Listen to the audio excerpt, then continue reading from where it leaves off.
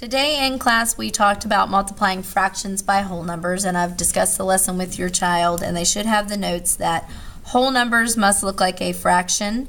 We'd make them look like fractions by just putting the whole number over 1. So say for example you have the fraction 2/3 and you're multiplying that by 8. We can't multiply a fraction by a whole number until that whole number looks like a fraction. So we simply copy down the 2/3 times, and we make that whole number look like a fraction by just putting it over 1. And now we're to the rules that we've been talking about for a few days now of multiplying fractions ain't no problem, top times top, bottom times bottom. So then 2 times 8 is 16, 3 times 1 is 3. This is an improper fraction, so you can't leave that as your answer. So the students know to immediately put their total bubble there. They go to their 3 column.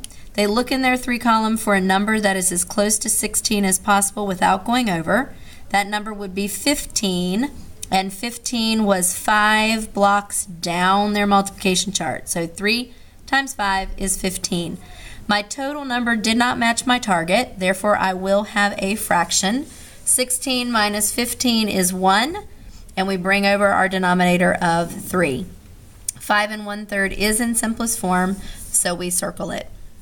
One more example, 9 times 3/4. 9 is a whole number. We must make it look like a fraction by putting it over 1 and then simply multiplying times 3/4. Multiplying fractions ain't no problem. Top times top, bottom times bottom gives us 27 over 4. Again, improper fraction. How many 4s are in 27, or how close to 27 can I get using 4, which would be 24. 6 times, set 27 minus 24 is 3 over 4. In simplest form, circle your answer. Jumping down to multiplying fractions or mixed numbers by mixed numbers.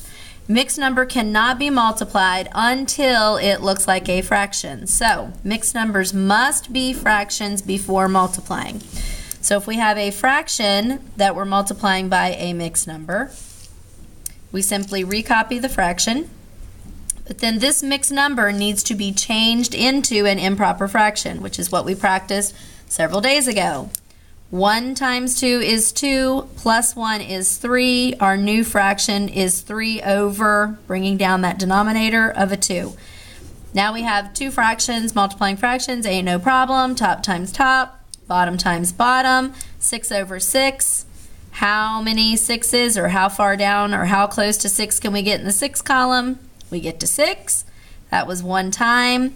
Our total matches our target, so we do not have a fractional part. Looking at 2 mixed numbers, 1 and 1/2 times 2 and 2/3. We cannot multiply mixed numbers. They must be fractions before we can multiply mixed numbers. 1 times 2 is 2, plus 1 is 3, over a denominator of 2, times 2 plus 3 is 6, 2 times 3 is 6, plus 2 is 8, over a denominator of 3.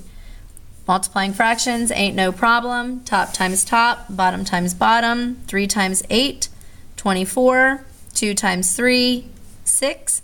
An improper fraction. We go to our 6 column. How close to 24 can we get without going over? We get to 24, which was 4 boxes down. 24 matches 24, so there is no fraction.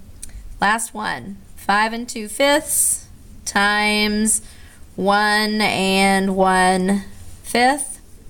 5 times 5 is 25, plus 2 is 27, over 5, times 1 times 5 is 5, plus 1 is 6, over 5.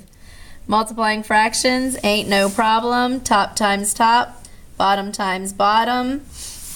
27 times 6, 162, 2, 4, 12, 16, yep. And 5 times 5 gives us 25. We see it's an improper fraction. We go to our 25 column. We see how close we can get to 162 without going over. If I think quarters, I know I can get to $1.50. which is what, 4, 5, 6 quarters, so $1.50, which would be 6. And then I subtract, these do not match, so I have to subtract 162 minus 150 is 12 with a denominator of 25.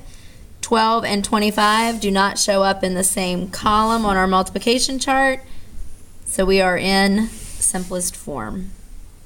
All right, make sure your homework gets done for tonight. What do you call a lazy rooster? See you tomorrow.